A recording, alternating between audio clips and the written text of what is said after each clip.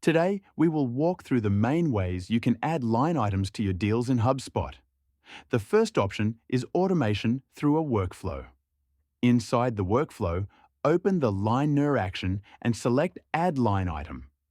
From here, you can choose an existing product or create a new one from scratch. You can also enable Update Deal Amount, confirm, and save the action. The second option is to do everything manually. Open the Line Items section on the deal, create a new custom item, or pick one from your product library. This gives you full control, but it can be time-consuming and increases the risk of mistakes. Once you are done, click Save. And again, if you need the deal amount to update, enable Update Deal Amount. Another option is to work with bundles in Line Ner. Open the Line Ner card, go to Actions, and choose Bundles.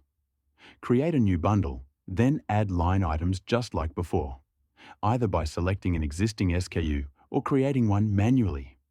Fill in the fields you need, set the quantity, currency, and add any additional properties, like unit discount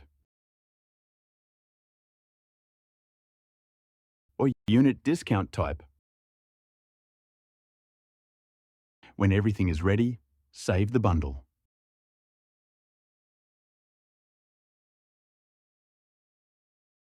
To use it, go back to your workflow.